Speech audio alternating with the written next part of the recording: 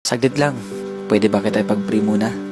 Panginoon, maraming salamat po sa mga oras na ito. Lord God, hindi po aksidente muli na siya po ay nandito, Panginoon. Bigla niya napanood ang video na to.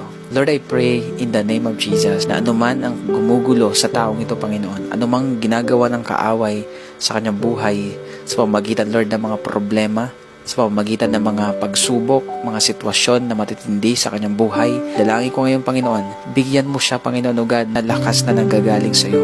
Ano man ang kanya pong dinadala sa mga oras na to, Panginoon. Lord, maaaring ang taong ito, wala po siyang ibang mapagsabihan sa sobrang bigat na kanyang nararamdaman. Maaaring ang taong ito ngayon, Panginoon, hindi po niya alam kung saan siya lalapit at kung ano po ang kanyang gagawin. Napatanong na siguro ang taong ito, Panginoon, na may Diyos kaya na nagmamahal sa akin?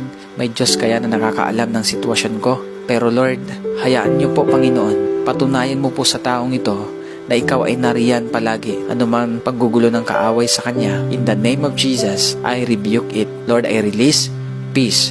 I release joy. I release strength. I release life. I release restoration in the mighty name of Jesus. Salamat po, Panginoon. In Jesus' name, amen and amen.